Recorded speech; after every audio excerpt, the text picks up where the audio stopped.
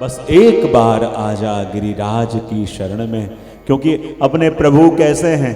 बोले भक्ताभिलाषा चरितानुसारी। जैसे जैसे भक्तों के मन में कोई भी इच्छा जागे, उस इच्छा को वैसी ही पूरी करने वाले हमारी गोवर्धनधारी हैं। और ये पंक्ति श्री महाप्रभु जी कह रहे हैं कि ये मेरे अनुभव की नहीं, पर अनेक अनेक जीवों ने ये अनुभव किया है। और हम भी अपने जीवन में कभी न कभी तो इस वस्तु को अनुभव करे हैं और मुख से निकला है। विचार करो, जब श्री गोसाई जी प्रभु चरण कहीं पधार रहे थे और एक शाम रंग का इतना सुंदर वस्त्र आपने देखा और आपको लगा कि ये वस्त्र तो मेरे श्रीनाथ जी को कितना सुहाएगा, और वो वस्त्र आपने लेके आए, इतना लालायित आपका मन था कि कब ये शाम वस्त्र मेरे श्री जी अंगीकार करें और मैं उनके दर्शन इस वस्त्र में करूं। और जैसे ही दर्जी को वस्त्र सिलाने के लिए दिया गया, नाप में कुछ गड़बड़ हो गई और वो वस्त्र थोड़ा छोटा सिल गया। और जब वो वस्त्र थोड़ा छोटा सिल के आया और जब श्री गोसाई जी प्रभु चरण इतने आनंद में थे कि मेरे मन में मनोरथ जागा था, कृष्णा जी को ये शाम वस्त्र धराना है और ये वस्त्र मैं अपने हाथों से आज धराऊंगा। लेकिन जैसे ही धराने गए, वस्त्र तो छोटा निकला। आपको बड़ी पीड़ा हुई, बड़ा ताप हुआ कि प्रभु ने सेवा क्यों अंगीकार नहीं करी। फिर से धराने का प्रयत्न किया, लेकिन वस्त्र तो छोटा था, कैसे श्रीनाथ जी को आता? वस्त्र न आया। और जब श्री गोसाई जी की आंखें भर आई, श्रीनाथ जी से सहन न हुआ और श्रीनाथ जी ने कहा, काका जी चिंता न करो, एक बार और प्रयत्न करो। तब श्री गोसाई जी ने कहा, दो बार, तीन बार धरा के देख लिया, वस्त्र छोटा हुआ है तो कैसे आएगा? श्रीनाथ जी ने कहा, एक बार प्रयत्न तो करो। और कहीं गोसाई जी के मन में पीड़ा ना हो, ये वस्तु श्रीनाथ जी से सहन ना हुई, फिर एक बार धराने को कहा। और जैसे गोसाई जी वस्त्र धराने गए तो श्रीनाथ जी ने अपना स्वरूप छोटा करके श्री गोसाई जी के वस्त्र धारण के लिए। और तब श्री गोसाई जी के मुख से भी ये पंक्ति निकली होगी कि भक्ताभिलाषा चरितानुसार। और वास्तव में जब विचार करो कैसे कैसे प्रसंग अपने हैं, ये पंक्ति समझ में आ जाए, भक्ताभिलाषा चरितानुसारी। शास्त्र कहते हैं कि भगवान कैसे हैं? सर्वतंत्र स्वतंत्र, जो किसी के बंधन से बंधते नहीं हैं, पर अपने पुष्टि जीवों के प्रभु कैसे हैं? भक्ताभिलाषा चरितानुसारी। जैसे जैसे भक्त इच्छा करे, जैसे जैसे भक्त मन में मनोरथ करे, उसके मनोरथों को पूरा करने वाले। विचार करो कि जब अजब कुंवरी के पास 64 खेलने श्रीनाथ जी बाबा पधारते ना, 64 खेलने श्रीनाथ जी बाबा पधारते और उस समय एक दिन श्रीनाथ जी को जाते देर हो गई और अजब कुंवरी को इतना ताप हुआ, इतना ताप हुआ। और आज जब श्रीनाथ जी बाबा आए, 64 खेलने लगे, लेकिन अजब कुंवरी का मन कहीं खोया हुआ था, मन उदास था, आंखों से अश्रु की धारा बह रही थी। और तब श्रीनाथ जी ने कहा, अजब आज तेरा मन उदास क्यों है? और तब अजब कुंवरी ने कहा, प्रभु एक बात आपसे आज अपने मन की कहना चाहती हूँ। बोले क्या? जैसे श्रीनाथ जी उठ के जाने लगे, अजब कुंवरी ने श्रीनाथ जी का हाथ पकड़ लिया और कहा कि यही इच्छा है कि आप पधारते हो, कभी पधारने में देर भी हो जाती है, लेकिन प्रभु अब आपका ताप इतना असह्य हो गया है कि एक क्षण भी देर होती है, मुझे ऐसा लगता है कि मेरे प्राण चले जाएंगे। कृपानाथ आपसे विनती करती हूँ कि रोज आपको ब्रज से मेवाड़ आना पड़ता है, और आज आपसे विनती करूं कृपानाथ आप सदा के लिए मेवाड़ में विराजा। श्रीनाथ जी ने कहा कि देख अजब, जब तक भूतल में श्री गोसाई जी हैं, मैं व्रज छोड़ के कभी जा नहीं सकता, लेकिन जब श्री गोसाई जी प्रभु चरण लीला में पधारेंगे तब यवनों के उपद्रव का बहाना बना के मैं यहाँ पे आऊंगा और यहाँ आके तेरे पास विराजूंगा। अजब कुंवरी ने कहा, कृपानाथ उस लीला में तो कितना समय हो जाएगा, कौन जाने, और कौन जाने कि जब आप मेवाड़ पधारोगे तब मैं जीवित भी हूं कि ना हूं। और तब श्रीनाथ जी ने कहा, देख अजब मैं अपने वचनों का बड़ा पक्का हूं, और देख जब तक ब्रज से मेवाड़ नहीं पधारूंगा तब तक अजब देख ध्यान में रख, जब तक मैं मेवाड़ न पधारूं तेरे प्राण भी जाएंगे नहीं, और तेरे देखते देखते मैं यहां आऊंगा। और जिस कक्ष के अंदर में तेरे संग 64 खेलता हूं, उसी को अपना मंदिर बना के यहां विराजमान हूं। और ये मेरा वचन है कि जब तक मैं यहां पे ना आऊं तेरे प्राण भी नहीं जाएंगे। और कहते हैं कि जब वर्षों के बाद श्रीनाथ जी बाबा यवनों के उपद्रव का बहाना करके जब पधारे और उदयपुर की तरफ आप पधार रहे थे, लेकिन ये स्थान जब आया श्रीनाथ जी का रथ अटक गया। बार बार रथ चलाने का प्रयत्न किया, रथ आगे ना गया। और तब गंगाबाई ने कहा, प्रभु अपन को तो आगे जाना है, तो आप यहां रथ क्यों अटक गया? और तब श्रीनाथ जी ने कहा कि ये वही कोटड़ी है कि जहां मैं अजबपुरी के संग 64 खेलता था, और मैंने उसे वचन दिया था कि जहां तेरे संग 64 खेलूं उसी कक्ष के अंदर मैं अपना मंदिर बना के रहूंगा। और ये वही स्थान है। और कहते हैं तब अजबपुरी भी जीवित थे, बड़े वृद्ध हो गए थे। और जब श्रीनाथ जी उसी कक्ष में पधारे और जब अजबपुरी को वहां लाया गया और अपनी बूढ़ी आंखों से जब उसने श्रीनाथ जी बाबा को देखा, उसी कक्ष में देखा, तब उनके हृदय में से भी निकला होगा कि भक्ताभिलाषा चरितानुसारी। जैसे जैसे जीव मन में इच्छा करे, जैसे जैसे जीव मन में संकल्प करे, उसके संकल्प को उसी तरह पूरे करने वाले अपने प्रभु हैं।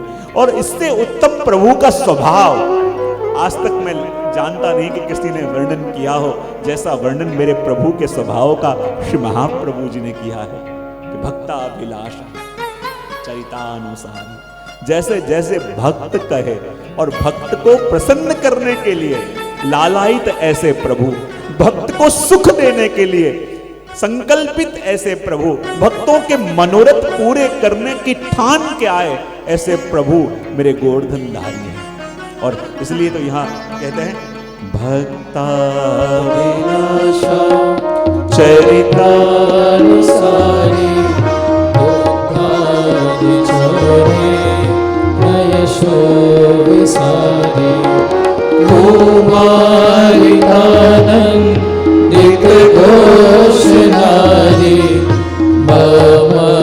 प्रभु श्री गिरिराज लाले,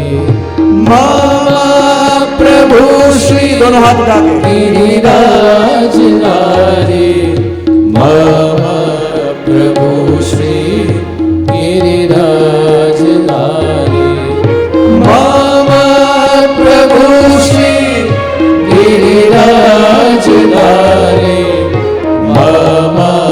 प्रभु श्री गिरिराज धारी। मम प्रभु श्री गिरिराज धारी। और अपने वच के साहित्यकार, वच के रसिक भक्त तो कहां तक कहते हैं कि जैसी जैसी इच्छा अपने प्रभु के लिए अपन करें और प्रभु वैसे ही स्वरूप धारण करके आ जावे। जो यूं चाहे कि भगवान मेरे सखा बन के आवे तो उसके लिए प्रभु सखा बन के पहुंच जावे। जो ये चाहे कि प्रभु मेरे भगवान बन के आवे तो उसके घर भगवान बन के पहुंच जावे। और एक भक्त था, वो यूं सोचे कि प्रभु तो मेरे मैया की तरह है, तो हमेशा प्रभु को क्या कहता, कन्हैया मैया। क्या कहता कि कन्हैया मैया मुझे दर्शन दो, कन्हैया मैया आ जाओ। और प्रभु को मैया मैया कह के बुलावे, और मैया मैया कह के बुलावे। और एक बार क्या हुआ, वो भक्त बड़ा बीमार हो गया, और जब बड़ा बीमार हो गया तो प्रभु को कहने लगे, सब लोग आए उसे कहे अरे दवा ले ले, अरे तू कुछ औषधि ले ले। वो बोले नहीं, मैंने तो ठाना है। बोले क्या? बोले कन्हैया मैया आके मुझे दवाई हाथ से खिलाएंगे तब मैं खाऊंगा। अब 3 दिन हो गए, 4 दिन हो गए, उसका शरीर ऐसे तपने लगा और कहता है कि अब तो कन्हैया मैया खिलावे तो ही मैं खाऊंगा। 4-4 दिन तक ऐसे बीमार होकर शरीर तप रहा था। प्रभु ने सोचा अब इसको जीवित करना है, इसकी रक्षा करनी है, तो अब मुझे ही पहुंचना पड़ेगा और मुझे ही पहुंचना पड़ेगा। और ये तो कन्हैया मैया को याद कर रहा है। तो भगवान उसके सामने पधारे और कहा, देख तू जिसे याद कर रहा था मैं वो आ गया हूं, अब दवा खा ले। तब उसने कहा, आप कौन हो? बोले वही जिसको तू पुकार रहा था। बोले मैं किसको पुकार रहा था? बोले कन्हैया मैया को।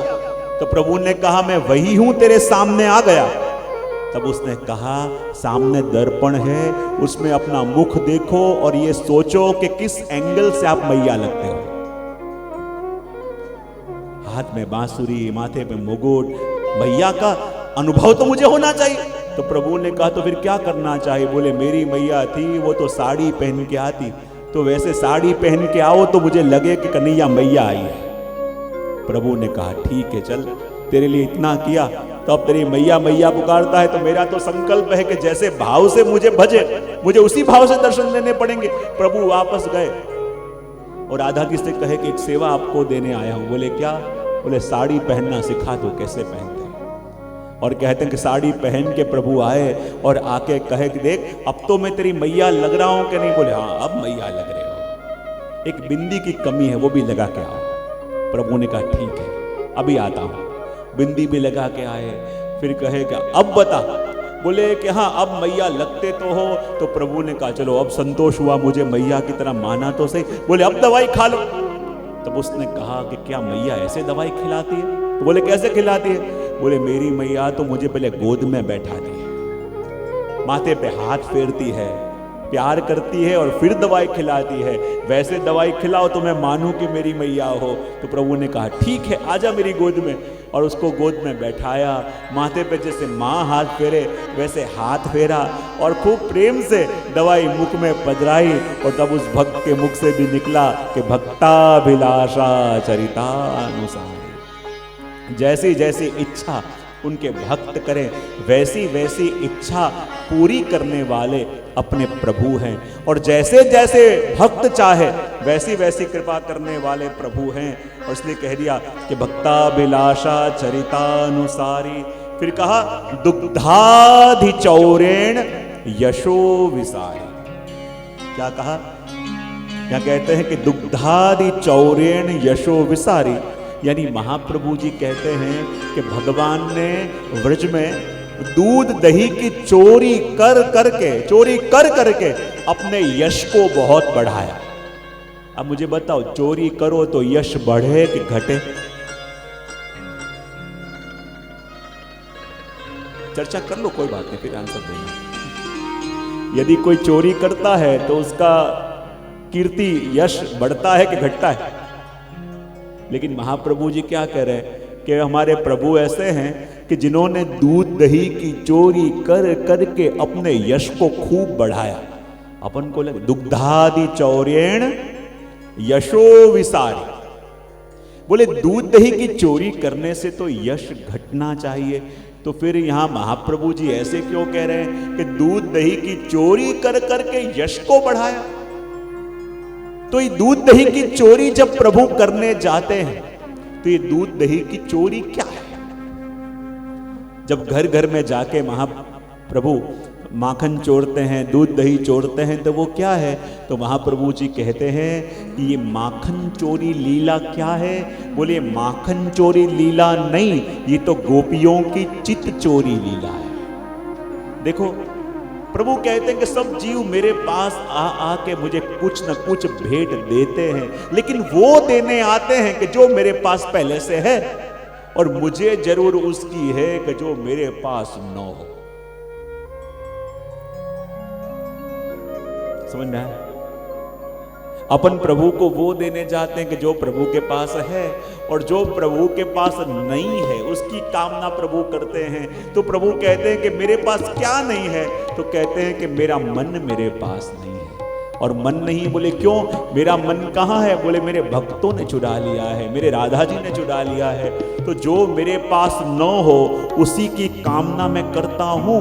और कहते हैं कि जब भगवान गोपियों के घर घर में माखन चोरने जाते हैं तो महाप्रभु जी कहते हैं कि ये माखन चोरी लीला क्या है? बोले माखन चोरी लीला नहीं, पर ये तो गोपियों की चित चोरी लीला है। गोपियों का शुद्ध माखन की तरह जो सुकोमल चित्त है, उस चित्त को चोरने के लिए भगवान उन गोपियों के घर में जाते हैं। तो अपन को लगे हम तो ये मन रूपी माखन प्रभु को अर्पण कर नहीं सकते, पर यदि भगवान सामने से लेने आवे तो फिर उनको देना चाहिए कि नहीं? क्या आप आंसर दिया? मुझे समझ में नहीं आया। यदि हम तो प्रभु को मन अर्पण कर नहीं सकते, लेकिन प्रभु को लगे तू तेरा मन मुझे दे नहीं सकता, कोई बात नहीं, मैं स्वयं तेरे घर पे आके तेरे मन को लेके जाता हूं। ये विचार करके यदि प्रभु स्वयं मन को लेने के लिए आवे तो फिर मन सौंपना चाहिए कि नहीं सौंपना चाहिए? 3 लोगों के आंसर आए तमय से। क्या करना चाहिए? सौंपना चाहिए। लेकिन जब जब भी भगवान माखन चोरी करने जाते हैं तो गोपियां ना क्यों बोलती हैं? गोपियां ना बोलती हैं और कितने कितने रूप से रोकने का प्रयत्न करती हैं। बोले क्यों? क्योंकि महाप्रभु जी कहते हैं कि जब भगवान गोपियों के मन रूपी माखन को चोरने जावें तब गोपियां कहती हैं प्रभु हमारा मन रूपी माखन अभी आपके योग्य हुआ नहीं है, इसमें काम है, क्रोध है, मोह मद मत्सर है, प्रभु इसका स्वीकार मत करो। फिर भी भगवान उनके घर में आवे, उनके मन रूपी माखन को चोरे और फिर कहें कि तू शुद्ध हो, पवित्र हो और फिर स्वीकार करूं, ये तो मर्यादा है, पर जैसी है वैसे स्वीकारो, यही पुष्टि की विलक्षणता है। क्योंकि यहां तो जीव का जैसे है वैसे स्वीकार होता है, अपनी कंडीशन के आधार पे नहीं। हम उनके अनुकूल बने तब प्रभु को अच्छा लगेंगे, ये कंडीशन नहीं है। हम जैसे हैं वैसे उनको पसंद है, हम जैसे हैं वैसे वो अपनाने के लिए तैयार हैं, हम जैसे हैं वैसे ही स्वीकार करने के लिए अपन को तैयार हैं। और इसलिए कह दिया कि जब प्रभु ये कहते हैं कि जीव जैसा है वैसे उसे स्वीकारने को तैयार हूं, और अधिकार नहीं था फिर भी प्रभु ने स्वीकार किया, और ऐसे स्वीकार जीवों को करके अपने यश का विस्तार भगवान ने किया। क्योंकि योग्य हो और फिर कृपा हो तो अपन को लगेगा कि हम डिजर्व करते थे और कृपा हुई। इतने पाठ कर रहे थे रोज, इतनी सेवा कर रहे थे, इतने व्रत कर रहे थे, इतने जप कर रहे थे, और फिर कृपा हो तो अपन को कई बार कृपा में भी थोड़ी कमी लग जाती है। इतने पाठ किए, इतने जप किए, इतने व्रत किए तो अपन डिजर्व करते थे, लेकिन शायद अपन से कोई साधन ना हुआ हो, अपन से कोई यत्न ना हुआ हो, कोई व्रत ना हुआ हो, और प्रभु कृपा करें तो क्या लगेगा कि मेरी तो कोई योग्यता थी नहीं, ये उन्हीं की कृपा है कि मुझे इस योग्य समझा। जैसे कोई व्यक्ति है वो आपसे 1 लाख रुपया मांग रहा है, आपको देने उसको, और एक व्यक्ति वो है कि जिसको सिर्फ 1 रुपया देना है। उन दोनों ने आपका जो लेना था माफ कर दिया, तो आप ज्यादा ऋणी किसके लिए रहोगे? हाँ, ऋण दोनों के लिए, लेकिन ज्यादा ऋणी आप किसके लिए रहोगे? हाँ, तो वैसे ही हमसे कुछ हो नहीं रहा था, कुछ साधन नहीं बन रहा था। एक वो है कि जिसके पास साधन था वो कुछ कर रहा था, भगवान ने इसकी इच्छा पूरी करी तो उसे लगता है कि हाँ मैं तो योग्य था, कृपा हुई। और एक वो के साधन नहीं बन रहा था, कुछ हो नहीं पा रहा था, और जब उसके ऊपर कृपा हो तो उसे ज्यादा लगेगा कि नहीं मैं तो योग्य नहीं था, फिर भी प्रभु ने कृपा करी। तो महाप्रभु जी कहते हैं कि ऐसे जीव कि जिनसे साधन भी हो नहीं पा रहे थे, फिर भी भगवान ने उनके वहां आके उनके मन को हरण किया और अपने यश का विस्तार किया। और कहते हैं जब प्रभु माखन चोरी करने भी जाते हैं तो कैसे वर्णन करते हैं, वत्सान मुंचक क्वचिद समय क्रोश संजात हास स्थेयं स्यात् कल्पितैस्तेययोग्यै मरकान् भोक्षन् विभजति तस्य नाति भाण्डं भिनन्ति द्रव्यालाभे सगृह कुपितो यायुपक्रोश्यतोकार। देखो भगवान ने माखन चोरी करके, दूध दही की चोरी करके अपने यश का विस्तार किया, लेकिन माखन चोरी यानी मैंने पहले ही कहा ना कि अपने भक्तों के मन की चोरी करके यश का विस्तार किया। लेकिन जब माखन चोरी करने भगवान जाते हैं तो किस प्रकार से करते हैं? गोपियां जब यशोदा मैया के पास फरियाद करने आती है ना, तो फरियाद करते हुए क्या कहते हैं कि देखो मैया ये आपका लाला। मैया कहती अब क्या किया? तो कहते हैं वस्यान मुंचक क्वचिद समय, कहते हैं कि हम गायों को बांधी हुई हो और सामने बछड़ों को बांधा हुआ हो, अभी तक उनको छोड़ने का समय नहीं हुआ, लेकिन क समय में आके बछड़ों को छोड़ देता है और बछड़े जाके गायों का दूध पी लेते हैं और हमको कुछ नहीं मिलता। मैया ने कहा तो ये फरियाद की बात है कि धन्यवाद देने की बात है। देखो मेरा लाला कैसा भी हो लेकिन है बड़ा दयालु। देखो यदि गाय का दूध निकालते हो तो गाय तुम जिसको देना चाहते हो उसके लिए दूध देती है कि बछड़े के लिए? हाँ, बछड़े के लिए। और देखो गाय के दूध के ऊपर सबसे पहला अधिकार भी बछड़े का है। तो यदि तुम जो काम नहीं कर रही थी और धर्म से विरुद्ध काम कर रही थी, लेकिन उन्होंने धर्म का कार्य करके तुम्हें बचा लिया अपराध करने से, तो ये कृपा है कि अकृपा है? तो मेरा लाला देखो कभी भी गलत वस्तु देखे उससे सहन नहीं होती और बचा देता है। और यहाँ गोपियां, महाप्रभु जी क्या कहते हैं? गोपियां कह रही हैं वस्सान मुंचक क्वचित समय। वत्स यानी क्या? वत्स का एक मतलब होता है गायों का बछड़ा और वत्स का एक मतलब होता है ये जीव। कौन? हम सब जीव। दो अर्थ मैंने कहे। एक वत्स का मतलब क्या होता है? गाय का बछड़ा। और वत्स का दूसरा अर्थ होता है हम सब जीव। और गोपियों ने फरियाद क्या करी कि भगवान आके कस समय पे इन बछड़ों को खोल देते हैं, यानी मुक्त कर देते हैं। और उसका दूसरा अर्थ होता है कि हम जीव जो हैं अभी मोक्ष का समय आया नहीं है, अभी संसार से बंधन से छूटने का समय नहीं आया। लेकिन भगवान को लगे कि देखो किसी जीव के ऊपर करुणा आ जावे तो भगवान का समय पे, अभी उसका समय पका नहीं है, अभी परिपक्व हुआ नहीं है जीव, फिर भी भगवान आके उसे असमय पे मुक्त कर देते हैं। ये स्वभाव हमारे प्रभु का है। ये बात समझ में आई? क्या काम है? कितनों को समझ में आई? एक और कोई? दो?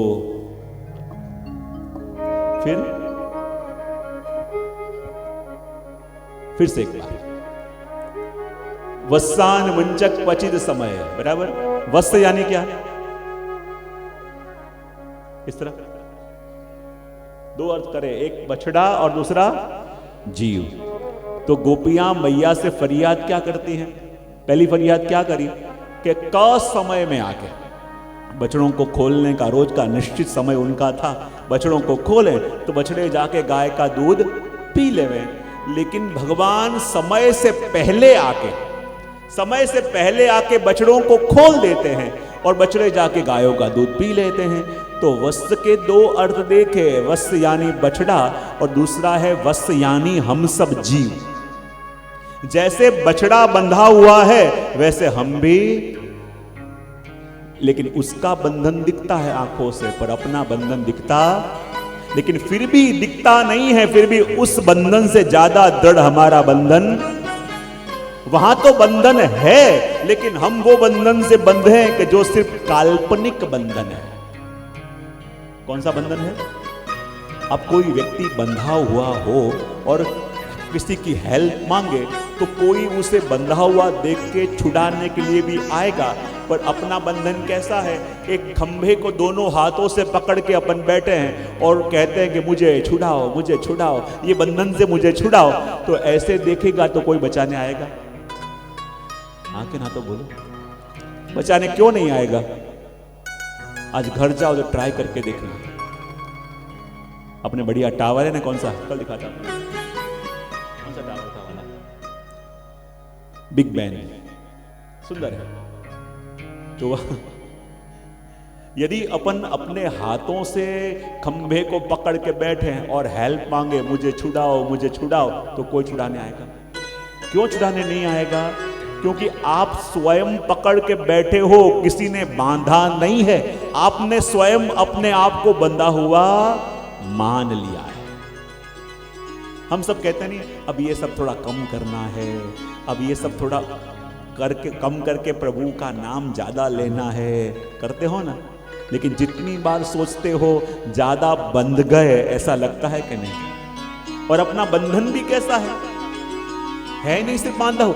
कई बार वो प्रसंग नहीं आता, एक सर्कस के अंदर छोटा सा हाथी लेके वो आए और हाथी को ले जाके बिल्कुल जहां सर्कस का टेंट था उसके बाहर हाथी को बांध दिया। हाथी का बच्चा था, उसे बांध दिया। और छोटा सा हाथी का बच्चा था, उसने छूटने का बड़ा ट्राई किया, अपने पैर हिलाए, माथा हिलाया, सर हिलाया, बहुत प्रयत्न किया, लेकिन बहुत प्रयत्न करने पर भी छोटी सी रस्सी से बंधा हुआ वो हाथी का बच्चा जब छूटा नहीं। दूसरे दिन भी ट्राई किया, तीसरे दिन भी ट्राई किया, लेकिन बच्चा छोटा था, न छूटा। तब उसने स्वीकार कर लिया कि इस रस्सी से बंधे हुए हों तो छूट सकते। अब इस बात के बरसों हो गए। अब वो हाथी सर्कस में सबसे बड़ा हाथी हो गया, और इतना बड़ा हाथी हो गया लेकिन फिर भी कंट्रोल में आता तो वो छोटी सी पतली रस्सी से कंट्रोल में आता। जब उसका मालिक उसे बांधने जाता तो लोग सलाह देते, अब तो ये कितना बड़ा हाथी विकराल हो गया है, कितना शक्तिशाली है, इसे बांधने के लिए लोहे की जंजीरें लेके आओ। उसने कहा कि यदि लोहे की जंजीरें बांधी ना 2 मिनट में तोड़ देगा।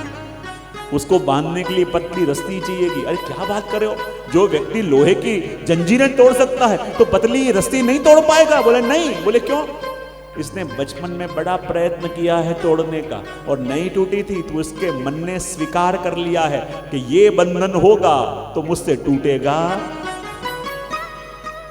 और जब भी वो हाथी बनता उस पतली रस्सी से बनता, लेकिन एक बार क्या हुआ, गलती से वो पतली रस्सी कहीं खो गई। वो सबको चिंता हो गई, वो रस्सी खो गई, अब किया क्या जाए। ये हाथी इतना बड़ा हो गया है कि और किसी के कंट्रोल में आ सके ऐसा है नहीं, और ये हाथी यदि कंट्रोल में आएगा तो उसी रस्सी से आएगा। अब वो रस्सी खो गई तो करे क्या? तो एक समझदार व्यक्ति ने आके कहा कि देख भाई चिंता मत कर। बोले क्यों? बोले रस्सी खो गई है, तुझे पता है, मुझे पता है, लेकिन हाथी को पता। तो बोले क्या करूं? बोले रोज तू जैसे हाथी को लेके जाता वैसे जा, रोज उसे बांधने का जैसे प्रयत्न करता वैसे अभिनय कर, रोज जैसे खीला गाड़ता ऐसे खीला भी गाड़, और वो हाथी को छोड़ के आ जा। बोले क्या बात कर रहे हो, इतना बड़ा हाथी है और सिर्फ अभिनय करूंगा तो वो धमाल कर देगा। बोले चिंता न कर, रस्सी नहीं है ये तुझे पता है, मुझे पता है, लेकिन वर्षों से वो बंधने के लिए अभ्यस्त है, उसे पता नहीं, अभिनय तो कर। और जैसे ही वो हाथी को रोज लेके जाता वैसे लेके गया, रोज जाके जैसे उसके गले में रस्सी पहनाता ऐसे अभिनय उसने किया, जैसे रोज किला ठोकता ऐसे किला भी ठोका, और उसे लगा कि अब हाथी भागेगा, अब हाथी धमाल करेगा। लेकिन सुबह आके क्या देखा, वो हाथी चुपचाप रोज की तरह वहीं बैठा था। उसको बड़ा आश्चर्य हुआ कि रोज तो कम से कम रस्सी होती थी, अब तो रस्सी भी नहीं है, फिर भी हाथी उठा नहीं। लेकिन हाथी को बुलाना चाहा, आजा, लेकिन हाथी उठे ना। उसने कहा ये हाथी उठ क्यों नहीं रहा है? बोले पहले उसे रस्सी से छोड़ो तो सही तब आएगा। बोले रस्सी है कहां? बोले ये तुझे पता है, मुझे पता है, लेकिन उसको पता।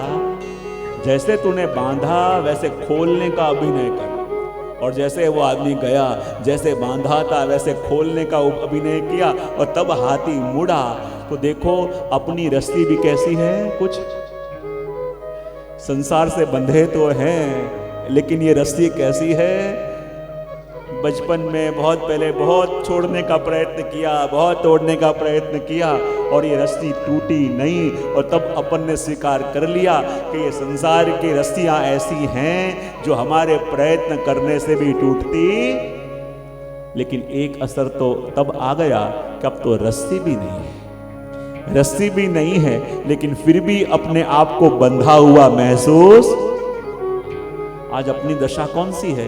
रस्सी नहीं है, सिर्फ कल्पनाओं से बंधे हुए हैं। आज अपन को लगता है कि अपन बंधे हुए हैं, लेकिन कौन किससे बंधा हुआ है पता नहीं। जब वो ग्वाला भैंस को पकड़ के जा रहा था, पीछे पीछे भैंस चले, आगे आगे ग्वाला चले, एक गुरु ने शिष्य से पूछा बता दोनों में से बंधा हुआ कौन है? उसने कहा सोचने की बात क्या है, भैंस के गले में डोरी बांधी हुई है, वो खींच के ले जा रहा है, तो ये बंधा हुआ, भैंस बंधी हुई है। ऐसे कर बीच की रस्सी काट गया, और जैसे गया और बीच की रस्सी काटी तो अब भैंस आगे आगे दौड़ी और वो पीछे पीछे दौड़ा। उसने कहा बता दोनों में से बंधा हुआ कौन है। कम से कम भैंस तो पीछे जा रही थी इसलिए क्योंकि रस्से से बंधी थी, और ये आदमी पीछे जा रहा है इसलिए रास्ता भी नहीं है, तो बता बंधा हुआ कौन है। हाँ? तो अपने बंधन भी कुछ ऐसे हैं, बंधन है ऐसा मान लिया है, बंधन दिखते नहीं फिर भी बंधे हुए हैं। और इसलिए श्री महाप्रभु जी यहाँ पे कहते हैं कि वस्यान मुंचक क्वचित समय का अर्थ करते हुए कहते हैं कि जब गोपियां फरियाद करती हैं मैया से और कहती हैं कि देखो ये आपका लाला आके का समय में, अभी जिन जीव की मुक्ति का समय नहीं आया, जो जीव इतने परिपक्व नहीं हुए, जो जीव के मन में भगवान के लिए भाव भी जागा नहीं है, ऐसे जीव के ऊपर भी कृपा करके प्रभु उसका ऊपर भी वरण।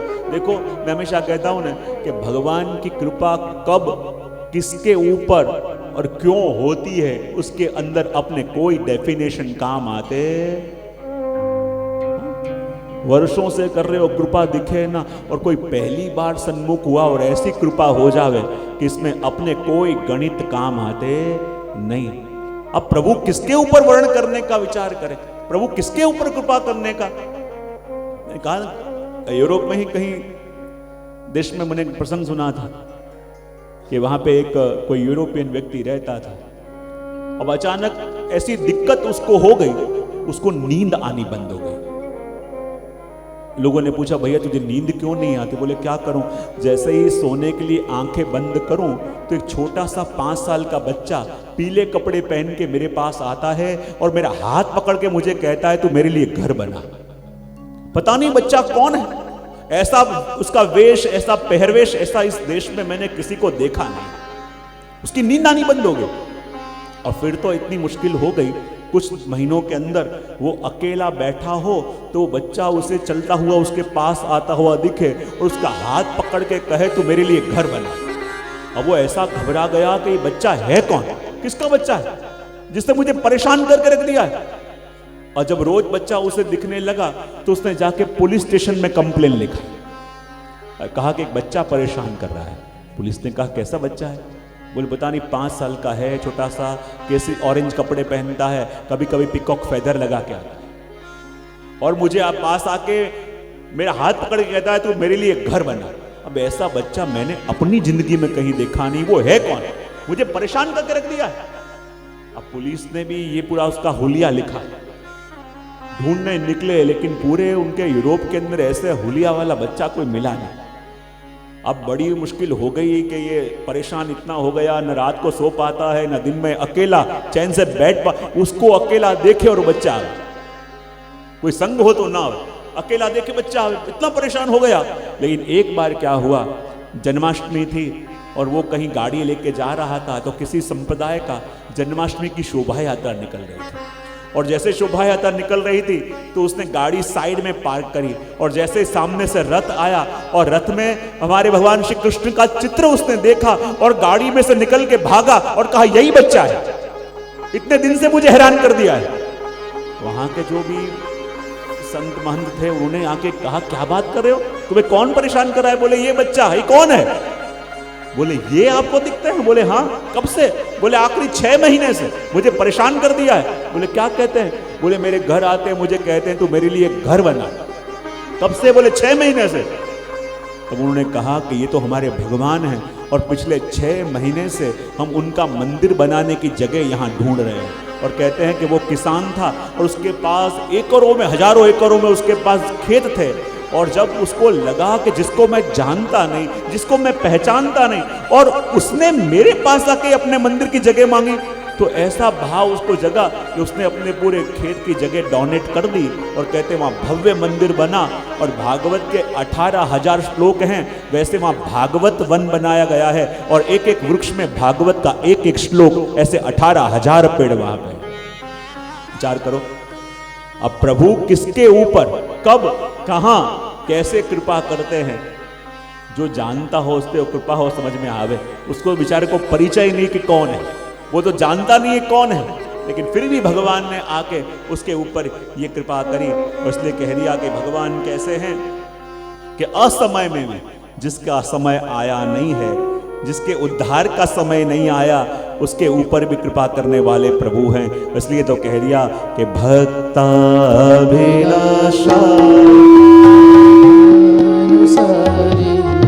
दुग्धादि चौरे न यशो विसारी कुमारितानंदित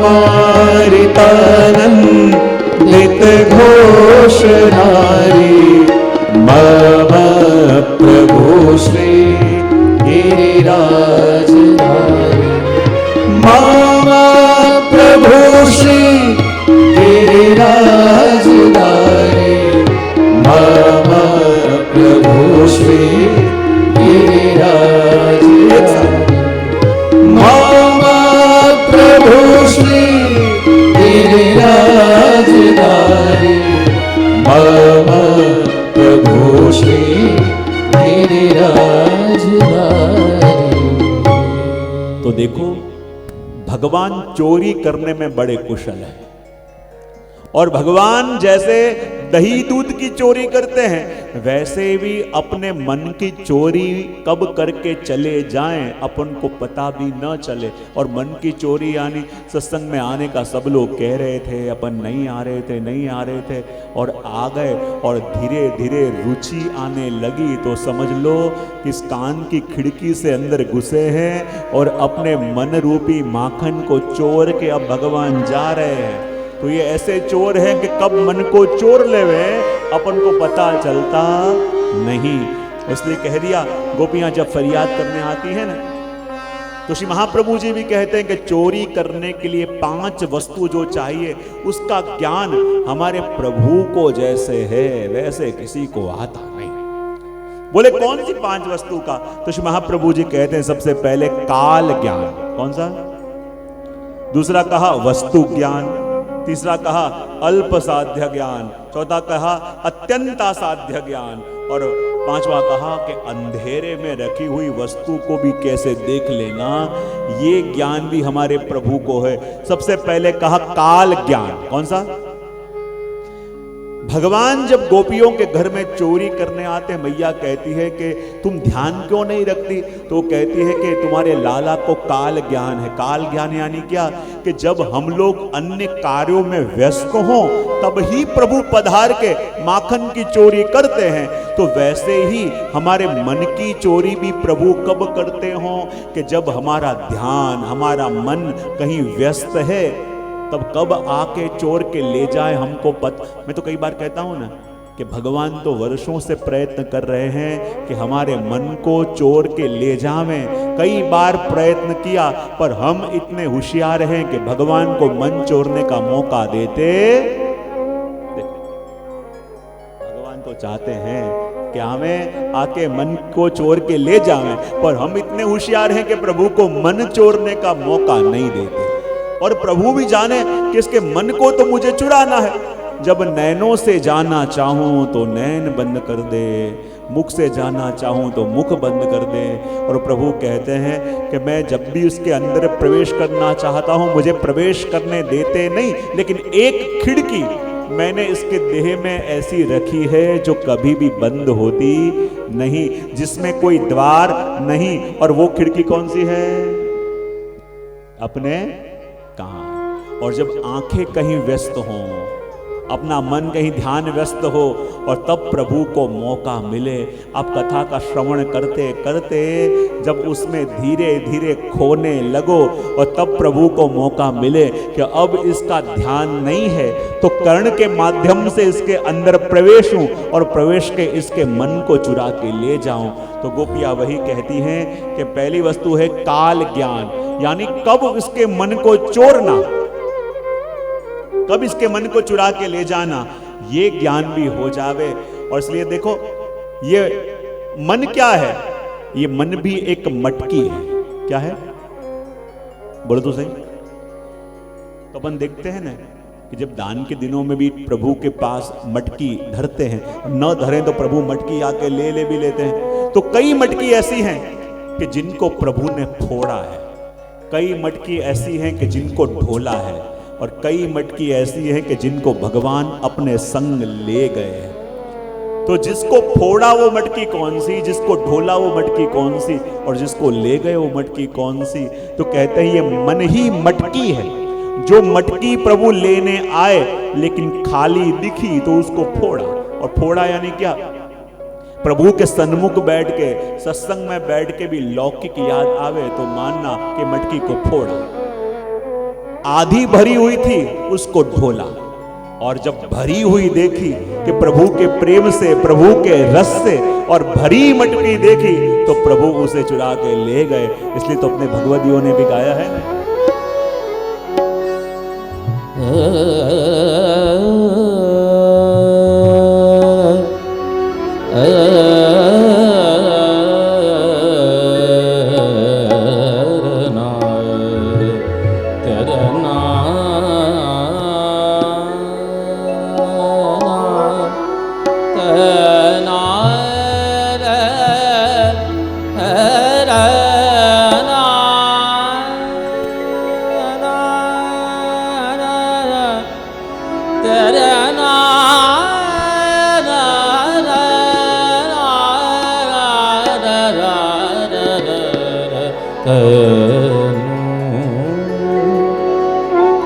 मेरी भरी रे मठो की याद गयो रे, मेरी भरी रे मठो की याद ले गयो रे, ले गयो रे, ले गयो रे, ले गयो रे, ले गयो रे, मेरी भरी रे मटो की याद ले गयो रे, मोरी भरी रे मटो की याद ले गयो।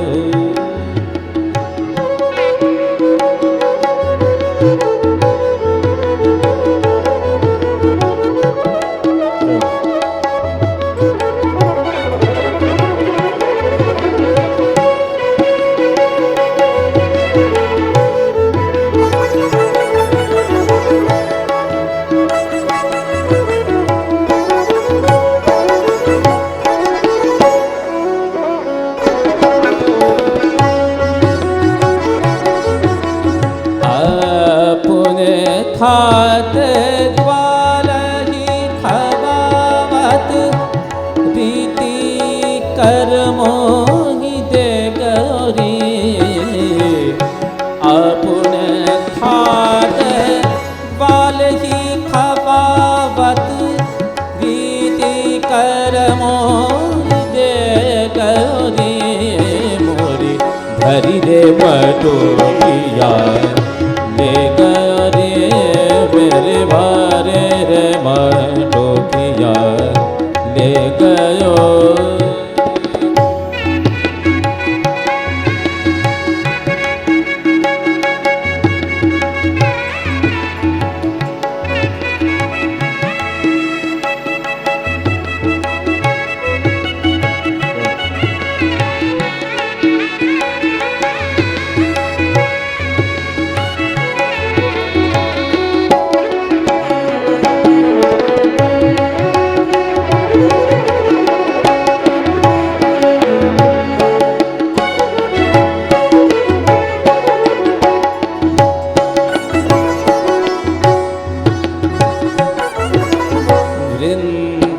वृंदावन की सघन कुंज में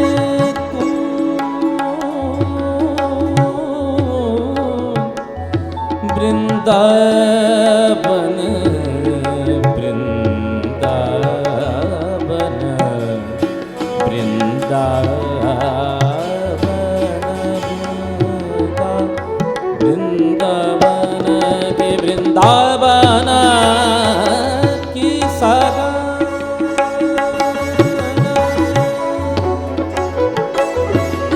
वृंदावन की साधन कुंज में ऊंची नीची मोसो के गौरी, ऊंची नीची मोसे के गौरी, परमानंद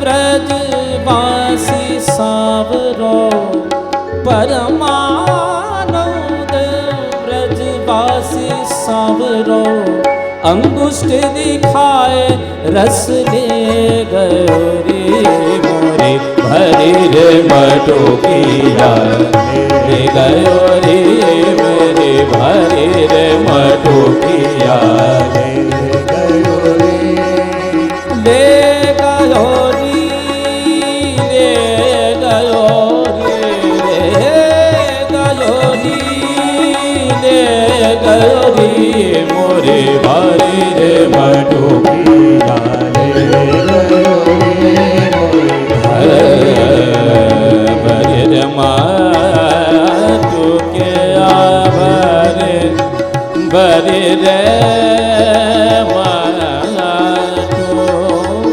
मटुकिया भरी रे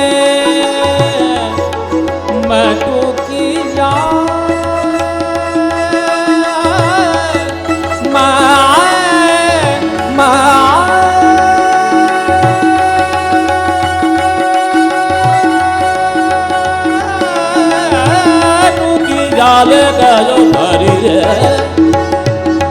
मेरी, भरी रे मटुकिया ले गयो रे, भरी रे भरी रे रे रे रे, भरी रे भरी रे भारी भारी भारी रे, भरी रे भारी रे भारी रे भारी भारी भारी रे, भरी रे भारी, भरी रे मेरी मेरी, भरी रे भरी रे भारी भारी रे, भरी रे मेरी, भरी रे मटुकिया ले गयो रे मेरी, भरी रे मटुकिया ले गयो मेरी, भरी रे रे भरी रे मटुकिया ले गयो, भरी रे भरी रे मटुकिया ले गयो, भरी रे मटुकिया, भरी रे मटुकिया, भरी रे मटुकिया ले गयो रे, भरी रे मटुकिया ले गयो रे, भरी रे मटुकिया ले गयो रे, भरी रे मटुकिया बाबा बाबा बारी रे मटुकिया ले गयो रे, ले गयो रे, बारी रे मटुकिया ले गयो रे मेरे, बारी रे मटुकिया ताना तुम ताना ना ना ना ना ना ना ना ना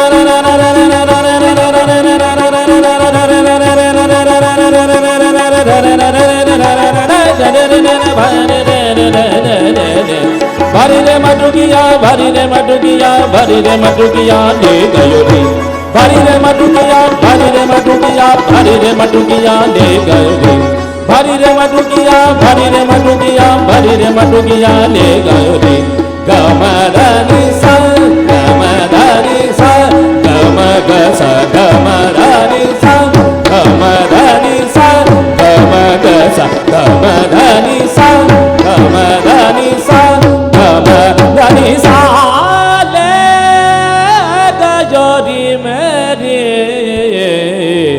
भरी रे मटुकिया ले।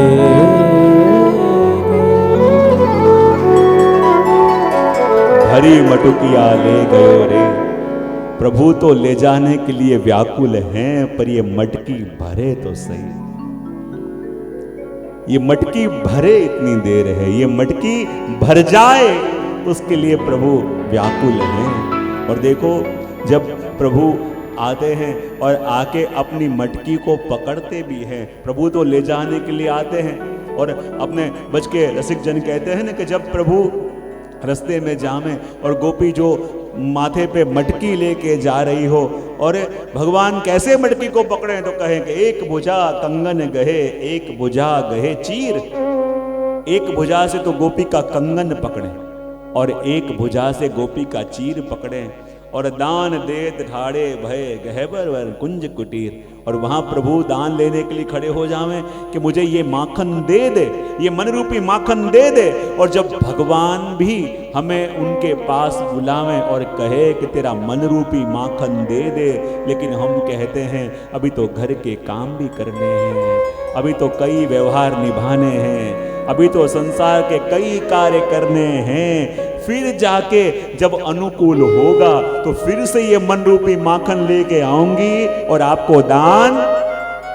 बरसों से बोल रहे हैं अपन, लेकिन प्रभु क्या कहते हैं कि गोपी कहती है, और ये गोपी का बहाना क्या है? जो अपना बहाना है, क्या? काली बहुरी हम आई हैं, गोरस ले अब ग्वाली। काली बहुरी आई हैं, गोरस ले सब ग्वाली। नीति भांति चखाई है, मेरे जीवन हो बलिहारी। देखो, कल हम वापस नया अच्छा गोरस लेके आएंगे और गोरस लेके, हे नंदनंदन, आपको अच्छी भांति से गोरस चखाएंगे। और ये क्या है? हम जीव रूपी गोपियों का प्रभु से बहाना। जब जब भी प्रभु के सन्मुख अपन जाते हैं तो अपना कंगन और चीर प्रभु पकड़ते हैं और कहते हैं अपना मन रूपी गोरस मुझे दे दे। और अपन कहते हैं कि प्रभु आज जाने दो, आज घर के बहुत काम रख के आई हूं और जाऊंगी जाके, और कल नया ताजा ताजा माखन ला के आपको मैं चखाऊंगी। लेकिन प्रभु इस बातों का भरोसा करते, क्योंकि यही बहाना अपन प्रभु के आगे पहले भी कई बार कर चुके। प्रभु इसलिए हमको अच्छी तरह जानते, इसलिए भरोसा करते। बहुत बढ़िया। और इसलिए जब गोपी कहती है तो प्रभु क्या कहते हैं? प्रभु कहते हैं, सुनी राधे नव नागरी हम न करें विश्वास। प्रभु ने क्या कहा कि सुनी राधे नव नागरी हम न करें विश्वास। कर को अमृत छाड़ के को करे कल की आश। जब हाथ में अमृत आ गया है तो इस अमृत को छोड़ के, हाथ आए हुए अमृत को छोड़ के अब कल के ऊपर भरोसा करे कौन? और हे गोपीजन, जब तुम मेरे सन्मुख आए और तुम्हारा ये मनरूपी माखन मुझे अनुकूल आ गया तो कहे, तेरो गोरस चाख के, तेरो गोरस चाख वे मेरो मन ललचाए। पूर्ण शशि कर पाए के चकोर धीर धराए। जैसे पूर्ण शशि को देख के चकोर का मन व्याकुल हो जाता है, वैसे हे गोपीजन, जब तुम भी अपनी भरी हुई मटकी को लेके आते हो और भरी हुई मटकी को लेके आते हो तो मेरा मन भी व्याकुल हो जाता है। क्योंकि देखो, हम प्रभु के सन्मुख बैठते हैं तो एक होता है कि प्रभु में लीन हो जाना, एक होता कि प्रभु के पास रह के भी जगत याद आना, और एक ये आधे प्रभु को भी देख रहे हैं और आधा बाहर का भी संभाल रहे हैं। तो उसमें से मटकी की तीन अवस्था कौन कौन सी हो गए? एक होता है जिसको मटकी फोड़ी, एक होता है आधी भरी थी उसको ढोली, और तीसरा प्रभु अपने संग ले गए। तो इन तीनों अवस्था में से मटकी की अवस्था कौन कौन सी हुई? एक वो कि प्रभु के सन्मुख बैठ के भी मन लौकिक का चिंतन कर रहा है, एक वो आधा प्रभु का भी और आधा लौकिक का भी, और तीसरा वो कि प्रभु के सामने बैठ के मग्न हो गए। तो इन तीनों दिशा में से फोड़ी, ढोली और ले गए, कौन कौन सा आता है? हाँ? क्या? प्रभु के सन्मुख बैठ के भी लौकिक का चिंतन हो तो मानो ये मन रूपी मटकी को आधा लौकिक और आधा अलौकिक हो रहा है, तो मानो आधी भरी हुई मटकी थी तो उसको प्रभु ने क्या किया? और यदि प्रभु के सानिध्य में बैठ के प्रभु के स्वरूप में मग्न हो गए तो मानो ये भरी मटकी थी तो प्रभु उसको अपने संग ले गए। इसलिए गोपियां कह रही हैं कि देखो, आपके लाला के पास ये 5 कला है। सबसे पहले कहा काल ज्ञान, और काल ज्ञान यानी कौन सी वस्तु कब चोरने जानी, गोपी के पास कब पहुंचना कि जब वो कार्यों में व्यस्त है उसका ध्यान न हो तब उसके मन रूपी माखन को चुरा के ले जाना, ये कला भी प्रभु के पास है। आगे कहा वस्तु ज्ञान। वस्तु ज्ञान यानी कौन सी वस्तु कहां छुपा के रखी है, ये ज्ञान हमारे प्रभु को बहुत नीकी भांति से है। और हमारे नंददास जी रास पंचाध्यायी में वर्णन भी करते हैं ना कि जब भगवान ने वेणुनाद किया तो वेणुनाद करके क्या किया? बोले हमारे प्रभु चोर तो हैं पर कैसे चोर हैं कि जब चोरी करने जावें तो तिजोरी के ऊपर ताला तो लगा के लगा रह जावे पर अंदर की वस्तु, कितना बढ़िया जानते हो प्रभु, तिजोरी के बाहर ताला तो लगा के लगा रह जावे पर अंदर की वस्तु गायब हो जावे तो कहते हैं यहाँ तिजोरी कौन सा है, अंदर रहा खजाना कौन सा है, बाहर लगा ताला कौन सा है। तो हमारे नंददास जी कहते हैं कि गोपियों का हृदय वही तिजोरी है और लोक मर्यादा का ताला उस पर लगा है और अंदर रहा प्रभु के लिए प्रेम, वो गोपियों की पूंजी है। लेकिन जब भगवान ने वेणुनाद किया तो कहते हैं वेणुनाद करके क्या किया कि गोपियों का सबसे कीमती ऐसा उनका मन ही चुरा लिया। क्या किया उनका? और जब मन चुरा के ले जाओ तब क्या हो? मैं कई बार अपने प्रवचन में कहूं ना कि जैसे आप लोग सब घर के ड्राइंग रूम में बैठे हुए हो, हाँ, बातें कर रहे हो, चर्चा कर रहे हो और उसी समय कोई चोर आवे और ड्राइंग रूम में से कोई एक वस्तु चुरा के भागे और घर का कोई एक व्यक्ति देख जावे और चिल्लाने लगे चोर चोर चोर पकड़ो पकड़ो, तो घर के बाकी लोग जो वहां बैठे हुए थे वो क्या करेंगे?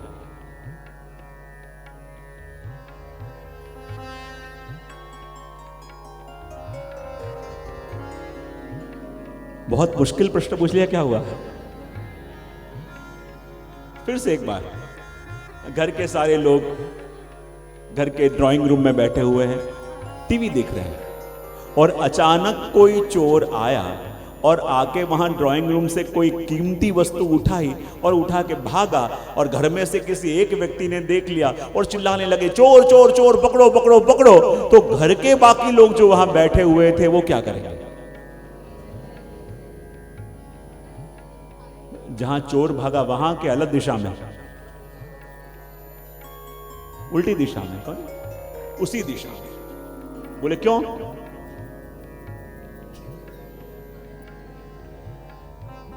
पकड़ने क्यों? कि हमारे घर में से कोई ऐसे नहीं जाता, चाय पानी तो करके जाना पड़ेगा। किसके लिए भागेंगे? वो चोरी कोई वस्तु को पाने के लिए, बराबर। तो जैसे ही घर में कोई आया और आके कीमती चीज लेके भागा, किसी एक ने देख लिया और चिल्लावे चोर चोर पकड़ो पकड़ो, तो जितने भी फैमिली मेंबर थे उस चोर को पकड़ने के लिए भागेंगे कि नहीं? भागेंगे। तो वैसे ही भगवान ने क्या किया, जैसे ही वेणुनाद किया और वेणुनाद करके गोपियों का सबसे कीमती ऐसा उनका मन चोर के भागे, और जहां मन चोर के भागे तो पूरे गोपियों के देह रूपी भवन के अंदर हल्ला मच गया कि चोर चोर पकड़ो पकड़ो। और सबसे कीमती ऐसा मन चोर के जो प्रभु जा रहे थे उनको पकड़ने के लिए गोपियों की बुद्धि भी गई, गोपियों की इंद्रियां भी दौड़ी, गोपियों की आत्मा भी दौड़ी, सिर्फ देह यहां रह गया पर वो आत्मा से जाके भगवान में समा गए। हमारे प्रभु ऐसे चोर हैं कि जो जानते हैं कि कौन सी वस्तु कहां रखी है और कौन सी वस्तु के द्वारा इस जीव का वर्ण मेरे स्वरूप में होगा। हाँ? अपन देखो प्रयत्न करते हैं कि हम प्रभु के पास जाएं, प्रभु के पास जाएं, लेकिन प्रभु में मन लगता नहीं है। बोले क्यों? प्रभु कहते हैं कि तूने मन दूसरी जगह लगा के रखा है तो फिर मेरे में लगेगा कैसे? तो यदि मन लगाना चाहता है तो एक उपाय है, जिसमें मन लगा है वो मुझे अर्पण कर दे तो अपना तेरा मन भी मुझे अर्पण हो जाएगा। पहले के समय में नहीं, पुराने किराएदार घर खाली नहीं करे तो किराएदार के सर घर बेच देते थे। तो वैसे ही बोले जहां मन लगा हुआ है निकल नहीं रहा तो प्रभु में लगाएंगे कैसे? तो जहां ये मन अटका है उसी को प्रभु को सौंप दो तो अपने आप अपना मन भी प्रभु में। इसलिए तो महाप्रभु जी कहते हैं कि हमारा मन अटका कहां है? बोले अपने धन में और अपने देह में। जहां मन अटका है उसी को प्रभु में सौंप दो तो अपने आप मन भी प्रभु में अटक जाएगा। या तक सिर्फ देह से सेवा कर रहे हैं तभी बात नहीं बनती, सिर्फ द्रव्य से सेवा कर रहे हैं तब भी नहीं, दोनों जब सौंपते हैं तब प्रभु में मन लगता है। जैसे नहीं आता कि जब वो सेठ जी ने एक लड़के को अपनी दुकान पे बैठा दिया था कि भैया देख, दुकान में जब मैं बाहर घर पे भोजन करने जाऊं तो दुकान का ध्यान रखना। बोले ठीक है। अब वो दुकान पे बैठा रहता और जैसे सेठ जी जाते तो खेलने चला जाता और सेठ जी के वापस आने का समय हो उससे पहले आके बैठ जाता। सेठ जी ने कहा कहीं गया तो? अरे दुकान छोड़ के कहीं जाता ही नहीं, मैं यही ध्यान रख रहा था। रोज का क्रम चल रहा था। अब सेठ जी को थोड़ा नुकसान हुआ। सेठ जी ने कहा मुझे बता तेरी जमा पूंजी कितनी है? बोले इतनी। ऐसे कर तू इतना मेरे में दे दे मुझे, तो मैं तुझे एक कामदार से बना की जगह तुझे एक पार्टनर बना लेता हूं। अभी तक वो सिर्फ शरीर से सेवा दे रहा था, लेकिन मन भटक रहा था। लेकिन अब उसने ऑफर ये मिली कि तेरा थोड़ा द्रव्य रोक दे तो तुझे मैं पार्टनर बना लूंगा। और अब उसने अपने जीवन की पूंजी भी दुकान में लगा दी। और अब सेठ जी जा रहे हैं और कहते हैं कि दुकान का ध्यान रखना। तो पहले सेठ जी जाते तो वो खेलने चला जाता, लेकिन अब जाएगा? आदमी वही है, लेकिन अब वो क्यों नहीं जाएगा? पहले सिर्फ तन लगा हुआ था, लेकिन अब तन और धन दोनों लगा तो अपने आप मन लग गया। तत्सिद्धे तनु वितजा। और वास्तव में जब तनुजा वितजा हो गई तो मानसी सहज से सिद्ध हो जाती है। इसलिए यहां पे कह दिया कि वस्तु ज्ञान। तीसरा कहा अल्प साध्या ज्ञान, सहलाई से न मिले वैसी वस्तु को भी पाने में हमारे प्रभु बड़े चतुर हैं। दूसरा कहा अत्यंत साध्या ज्ञान, और अत्यंत प्रयत्न करके भी जो वस्तु नहीं मिल सकती उसको पाने में भी चतुर। और पांचवी वस्तु कही कि अंधेरे में रखी हुई वस्तु को भी प्रभु ढूंढ लेते हैं। हाँ? चाहे जो गुण अपने अंदर है लेकिन हमें दिखता नहीं है, पर प्रभु उसे भी देख लेते हैं और वो सेवा उस जीव की स्वीकार करते हैं। हमको पता नहीं होता कि हमारी कौन सी वस्तु। देखो कोई बड़ा व्यक्ति हो ना तो वो राजी है कि दुखी पता चल जाए, लेकिन अपने घर में तो जानितम परमम तत्वम यशोदो संगलालितम। छोटे से बालक हैं तो बालक प्रसन्न है कि अप्रसन्न है पता कैसे चले? बालक को प्रसन्न करने का हजारों उपाय आप करोगे ना, वो कौन सी वस्तु से राजी हो जाएगा आपको पता नहीं है। आप महंगे महंगे खिलौने लाओगे पटक देगा, महंगे महंगे गेम ला के दोगे रख देगा। लेकिन आप चलते चलते गए और सिर्फ दरवाजे की सांकल को खट खट किया और वो देख के वो खलखलाट हंस जाए। आपको लगे इतने खिलौने दिए राजी नहीं हुआ, इतनी मिठाई दी राजी ना हुआ, सिर्फ खट खट किवाड़ किया और इतना हंसने लगा, बार बार करे और बार बार हंसे। तो अपनी कौन सी क्रिया, अपना कौन सा कार्य प्रभु को सुख दे जावे वो अपन जानते नहीं हैं। और इसलिए कह दिया कि अंधेरे में रखी हुई वस्तु को भी देखने वाले हैं, यानी जो वस्तु अभी तक हमको पता नहीं अपने बारे में, वो वस्तु को भी वो ढूंढ के उसकी सेवा प्रभु लेते हैं। ये पांचों वस्तु के द्वारा प्रभु अपने जीव का वर्णन करते हैं। इसलिए कह दिया कि भक्ता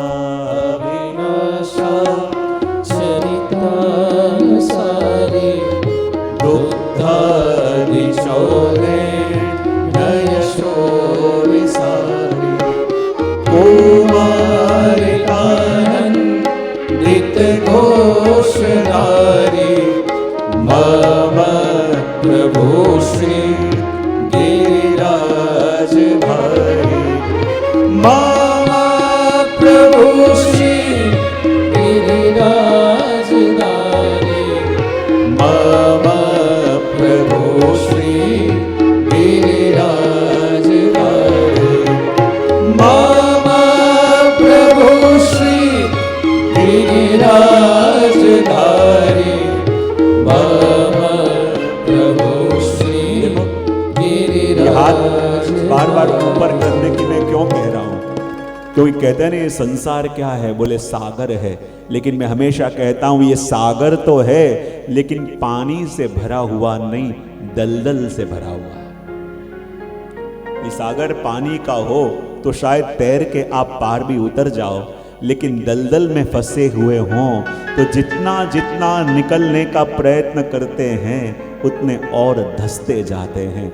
और उस दलदल से निकलने का उपाय एक ही है, जब हम हाथ ऊपर करके प्रभु को पुकारें और कोई बाहर से आके हमारे हाथों को खींच के बाहर निकाले, तभी ये दलदल से निकल सकते हैं, अन्यथा नहीं निकल सकते। इसलिए मामा प्रभु श्री गिरिराज धारी, मम प्रभु श्री गिरिराज धारी, मम प्रभु श्री गिरिराज धारी, मम प्रभु श्री गिरिराज धारी।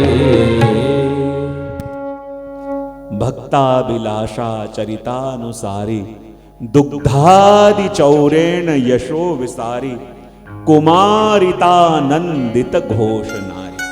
और कहते हैं हमारे प्रभु कैसे हैं कि जिन्होंने कुमार अवस्था में अपने व्रज गोपियों को आनंद का दान दिया। क्या कहा? कुमारितानंदित घोष नारी। और कुमार अवस्था यानी क्या? महाप्रभु जी 5 वर्ष तक की जो अवस्था है उसको कुमार अवस्था मानते हैं। कौन सी अवस्था?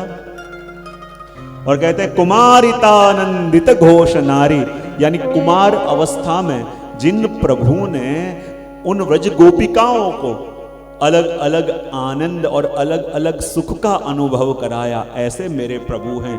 और कुमार अवस्था के जहां धीरे धीरे प्रभु अभी चलना भी सीखे हैं, धीरे धीरे प्रभु बोलना भी सीखे हैं, और उन गोपिकाओं को जो आनंद का दान प्रभु करवाते हैं। और कहते हैं ना, ये वो भगवान है कि इस अवस्था के अंदर उन गोपियों ने जिनको बोलना भी सिखाया, उन गोपियों ने जिनको चलना भी सिखाया, बड़े बड़े भक्त देखें, बड़े बड़े ज्ञानी देखें, और कहें कि जिसकी स्तुति करते हुए बड़े बड़े देवता नहीं तरसे, नहीं पार पा सकते, जो पूरी दुनिया को बोलना सिखाता है। पर ये ब्रज की गोपियां कैसी कि जिन्होंने उन प्रभु को बोलना सिखाया। विचार करो, जो पूरी दुनिया को चलना सिखावे, और इस कुमार अवस्था के अंदर पहुंचते पहुंचते उन मैया ने, उन गोपियों ने उन प्रभु को चलना सिखाया। और देखो, जब मैया भी प्रभु को चलना सिखाती, माखन का लौंदा लेके कहे आ कन्हैया तुझे माखन चाहिए आ, और प्रभु धीरे धीरे चलना सीखे, और कभी कभी लड़खड़ाते लड़खड़ाते चलते चलते आवे, दाऊ जी देखें और दाऊ जी कहें देखो सुसई, जो पूरी दुनिया को चलना सिखावे, आज उनको ये यशोदा मैया चलना सिखा रही है, ये गोपियां चलना सिखा रही हैं। और थोड़ा सा माखन देख के भगवान चलते चलते आवे और कहते हैं ये दूध दही माखन क्या है, ये तो भक्तों का शुद्ध स्नेह है। और जब शुद्ध स्नेह दिखे तो भगवान धीरे धीरे चलते चलते अपने पास आए बिना रह नहीं सकते, क्योंकि जहां शुद्ध प्रेम दिखे, ये वस्तु भगवान के हाथ में भी नहीं है कि अपने आप को वहां जाने से भगवान रोक पावे। और कैसी कैसी लीलाएं प्रभु ने करी। यहाँ श्री महाप्रभु जी कहते हैं कि कुमारिता आनंदित घोष नारी, कि कुमार अवस्था आते आते भगवान ने अपनी गोपियों को कैसा कैसा सुख और कैसा कैसा आनंद दिया है। कहते हैं ना कि जब भगवान गौशाला में बैठ के गायों का दूध निकाल रहे हैं, और वहीं एक गोपी आई और गोपी आके कहने लगी, चुपचाप सब गोबर इकट्ठा कर कर के ले जाने लगी। भगवान भागते भागते आए, कहने लगे अरे गोपी तू क्या कर रही है, ये गोबर लेके क्यों जा रही है? तब गोपियों ने कहा क्या बताऊं कन्हैया, देख हमारे घर में जो गोबर था खत्म हो गया है, अभी उसके उपले बनाने हैं और घर में रसोई करनी है, इसलिए गोबर लेने आए हो। तब कन्हैया कहे कि रोज गोबर कहीं जाता है, तू ही चोर के ले जाती, आज तुझे पकड़ा है, बोले ऐसे गोबर नहीं ले जाने दूंगा। तो गोपियों ने कहा कैसे ले जाने दोगे? बोले जितने तगाड़े भर के तू गोबर ले जावे, इतना माखन मुझे देना पड़ेगा तो मैं ये गोबर ले जाने दूं।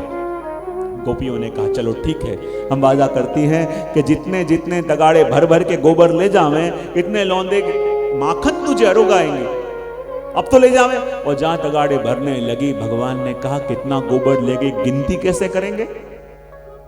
मुझे छोटा मान के तुम मुझे कुछ भी पढ़ा सकते हो, मैं कैसे जानूं कि तुम कितना गोबर लेगे? गोपियों ने कहा एक तरीका है। बोले क्या? बोले जितने तगाड़े भर के गोबर ले जावें, उसमें से थोड़ा सा गोबर लेके तेरे माथे पे तिलक कर देंगे, और अंत में पूरी गिनती गिन लेंगे कि कितने टीके हुए हैं, इतने माखन के लौंदे तुझे अरोगाने। प्रभु ने कहा बिल्कुल ठीक है। और प्रभु हिसाब किताब करने के लिए वहां पे बैठ गए, हिसाब किताब करने बैठ गए, और गोपी आई और एक तगाड़ा भर के गोबर लेके गई और थोड़ा सा गोबर लेके प्रभु के माथे पे टिक तिलक कर दिया, और ऐसा आनंद गोपी को आ गया। दूसरी गोपी दूसरी बार आई, दूसरा टीका कर दिया, यूं करते करते पूरा चेहरा भर गया। बोले अब क्या करूं? प्रभु ने कहा हाथ में कर दे, और पूरे हाथ भर गए दोनों, पूरा हृदय भर गया। और वहीं मैया ने आवाज लगाई अरे कन्हैया कहां है? प्रभु ने कहा अभी नहीं आ सकता, बहुत बिजी हूं। मैया ने कहा ऐसा कौन सा काम कर रहा है कि इतना बिजी है तू? ऐसा कौन सा काम कर रहा है कि इतना व्यस्त हो गया है? और जैसे ही आके देखा तो क्या देखा, कूला चेहरा गोबर वाला, हाथ गोबर वाले। मैया कहने लगी, अब अरे इतना रगड़ रगड़ के स्नान कराया था और अभी देखो फिर से गोबर वाला हो गया। और जहां प्रभु ने कहा मैया इस गोपी ने कर दिया, और वहां गोपी तो चली गई। और जहां भगवान रोने लगे और भगवान रोने लगे, तब एक गोपी आई और अपने हाथों में थोड़ी सी छाछ देके कहे कि देख कन्हैया, तुझे ये छाछ चाहिए? प्रभु ने कहा चाहिए। तो मैंने सुना है कि कन्हैया नाचता बड़ा सुंदर है, और सभी गोपियों से कहा यदि आज ये नाच के दिखावे तो ये छाछ से दे देंगे। ये छाछ चाहिए? प्रभु ने कहा चाहिए, बोले ले। और जैसे प्रभु आवे, गोपियां हाथ ऊपर करें, प्रभु कूदने लगे। ऐसे नहीं, बोले थोड़े ठुमके लगाओ तो छाछ मिलेगी। प्रभु ने कहा ठीक है। प्रभु खड़े हो गए, दोनों पैर ऊपर नीचे करने लगे। तब गोपियों ने सभी सखियों से पूछा, अरे सखियों, इस नृत्य को देख के तुम्हें आनंद आया? सभी गोपियों के ना, हमें तो बिल्कुल आनंद नहीं आया। बोले और अच्छा नाच के दिखाओ। भगवान जब कैसे नाचो? तो गोपियों ने कहा एक हाथ अपने माथे पे रखो और एक कमर में रखो और अब ठुमके लगाओ। प्रभु ने कहा ठीक है। और जैसे प्रभु ने एक हाथ माथे पे रखा, एक हाथ कमर पे रखा, गोपियां ताली बजावें, और जैसे जैसे हाथ से तालियां देवें, ऐसे ऐसे भगवान कमर से ठुमके लगावें, गोल गोल घूमे। और वहां बड़े बड़े देवताएं देखें और कहें कि जिसके इशारे पे पूरी दुनिया नाचती है, और वही ताही बज की जो चचिया बर छाछ पे नाच नचावे ना, ताहे अहिर की जोरिया। देखो तो सही, जिसके इशारे पे पूरी दुनिया नाचे, और उसे चिल्लू भर छाछ के लिए ये गोपियां देखो कैसे नाच जा रही हैं। क्योंकि जो सुख प्रभु ने इन व्रज गोपिकाओं को दिया, जो सुख प्रभु ने इन व्रज बालिकाओं को दिया, और वही वर्णन तो यहाँ श्री महाप्रभु जी कर रहे हैं कि कुमारिता नंदित घोष नारी, कि जैसे जैसे प्रभु ने अलग अलग रूप से गोपी को सुख दिया। और देखो तो सही, जब भगवान ने घर घर में जाके माखन चोरी भी करी, घर घर में माखन चोरी करके, और अब भगवान घर पे आए, और मैया भी रोज फरियाद कर करके थक गई थी। और तब मैया ने कन्हैया से कहा कि देख कन्हैया, अब तू 5 वर्ष का होने आया है, देख तेरे जितने भी सखा, जितने भी मित्र हैं न, वो सभी के रिश्ते तय होने लगे हैं, लेकिन तेरे घर में कोई, तेरे पास कोई लड़की ब्याहने को तैयार नहीं है। प्रभु ने कहा क्यों, ऐसा क्या हो गया? बोले देख, तू घर घर में जाके चोरी करे, घर घर में जाके चोरी करता है तो तेरा नाम इतना बिगड़ गया है कि कोई अपनी कन्या ब्याहने को तैयार नहीं है। सारे सखाओं का ब्याह हो जाएगा, खाली तेरा ब्याह नहीं होगा। और ये बात इतनी प्रभु ने दिल पे ले ली, मेरे सारे सखाओं का ब्याह हो जाएगा, मेरा ब्याह नहीं होगा। बोले क्यों? कि व्रज के अंदर सब लोग कहते हैं कि तो घर घर जाके माखन चोर करता है, घर घर में जाके दही दूध चोरता है, इसको अपनी कन्या कौन देगा? अब प्रभु ने कहा कि आज माँ ने बड़ी गंभीर बात कह दी, अब मुझे थोड़ी अपनी इंप्रेशन अच्छी करनी पड़ेगी। बोले इंप्रेशन अच्छी कब होगी? कि जब ये माखन की चोरियां करनी बंद करूंगा। और भगवान ने कहा अब से घर का माखन लूंगा, लेकिन बाहर जाऊंगा नहीं। और अब प्रभु घर में ही माखन अरोगते हैं। और अब गोपियां व्याकुल हो गई, विचार करने लगी कि पहले तो हमारे घर में रोज प्रभु माखन अरोगने पधारते और कैसा सुख देते, कैसा आनंद आता, लेकिन अब तो प्रभु ये माखन अरोगने भी नहीं पधारते। तो क्या करें? पहले कम से कम घर में चोरी होती तो उल्हाने का बहाना लेके जाते, मैया से कहते, प्रभु के दर्शन करते, लेकिन अब चोरी नहीं होती तो फरियाद करे क्या? और पहले फरियाद करने के बहाने से कम से कम प्रभु के दर्शन तो हो जाते थे, लेकिन अब तो ये दर्शन भी नहीं होते। तो गोपियां कोई ना कोई बहाने लेके जाती हैं। बोले अब बहाने क्या करें, क्योंकि अब तो यूं कहे कि माखन चोरने आया है तो मैया भी नहीं मानेगी, पूरा दिन घर में रहता है। और तब गोपियां जाती हैं और मैया से कहती, मैया देखो तुम्हारा लाला बहुत ढीठ हो गया है। बोले क्यों? बोले हम जाती हैं और चलते चलते जावे तो आके हमारा घूंघटा ऊंचा कर देते हैं। और देखो तो सही, जहां जाते हैं फरियाद करती हैं कि शाम लग्यो संग डोले, माई मेरो शाम लग्यो संग झोले। बोले क्या करे? बोले जित जाऊं तित आड़ो ही आवे, और बिना बुलायो बोले फरियाद करे और कहे कि देखो हम जहां जाती हैं तो बीच बीच में आड़ा आ जाता है, और हम बात करना नहीं चाहती तो भी जबरदस्ती हमसे बात करवाता है। माए मेरो शाम लग्यो संग डोले, जित जाऊं तित आड़ो ही आवे, बिना बुलायो बोले। और कैसे प्रभु हंसी हंसी घूंघट खोले, न बात करना चाहें, हा? बोले तुम बात मत करो, देखो नहीं तो काहरी कहूं इन लोभी नैना। हमारे नैना भी ऐसे लोभी हो जाते हैं कि घूंघटा निकाल लिया हो और सामने आके खड़े हो जावें तो लगे एक बार तो निहार लें, एक बार तो निहार लें। और इन नैनों में ऐसा लालच आ जाता है कि एक बार उनके दर्शन हो जावें, फिर न हमारा मन हमारे हाथ में रहता है, नहीं हमारे नैन हमारे कहे में रहते हैं, क्योंकि माई मेरो शाम लग्यो संग डोले। और वही सुख प्रभु ने अपनी इन गोपियों को अपनी कुमार अवस्था के अंदर प्रदान किया। और कैसी कैसी लीलाएं प्रभु ने कुमार लीला के अंदर, पूतना का उद्धार करके सभी का कहते हैं ना अविद्या को दूर किया, शकट भंजन लीला करी और उससे उनकी लौकिक में रही आसक्ति को आपने तोड़ा। भगवान चलना सीखे, भगवान बोलना सीखे, हाँ? और ये वो अवस्था है कि जिसके अंदर अनेक अनेक बाल लीलाओं का सुख आपने अपनी गोपीजनों को दिया है। और इसलिए जब ये प्रथम दिन का सत्संग अपन श्रवण कर रहे हैं और कई गुजराती वैष्णव भी मैं देख रहा हूँ आए हुए हैं, और जब ये माखन चोरी की बात आई है तो एक गुजराती दौड़ अपन लेते हैं ताकि जो गुजराती आए हैं वो लोग भी यदि झूमना चाहे घूमना चाहे तो कर सकते हैं।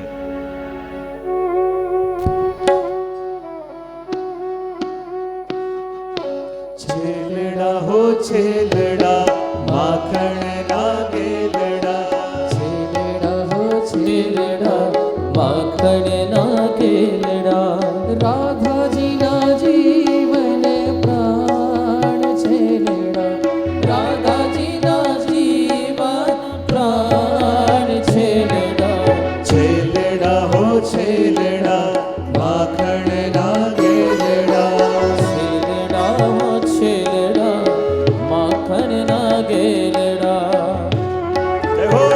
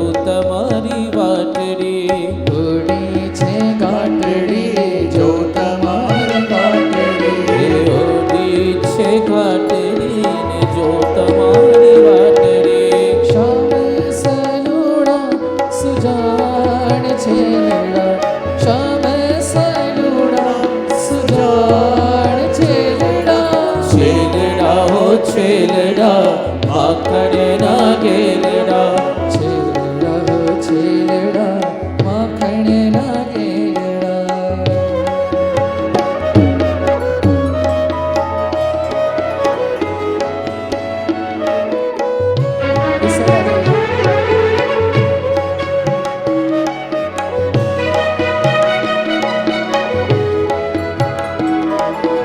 जय हो।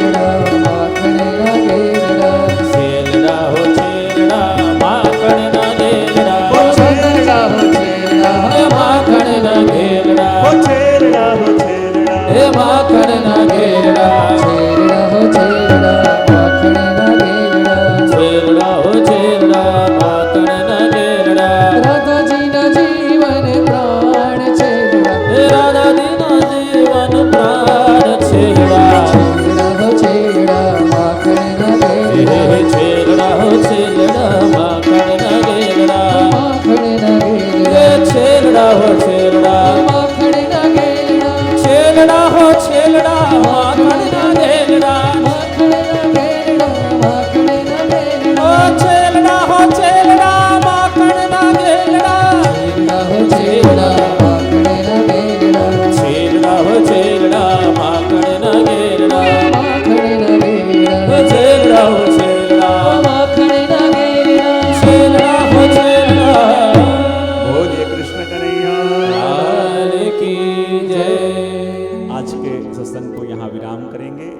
आरती होगी। अब मनोरथी परिवार आइए, आरती करेंगे।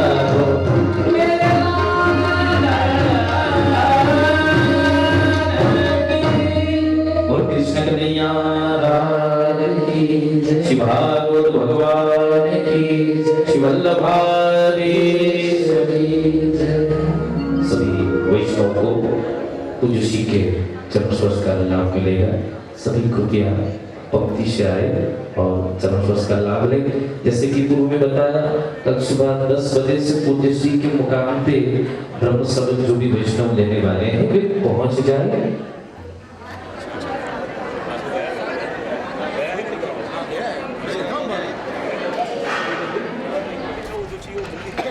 हाँ तो वो देख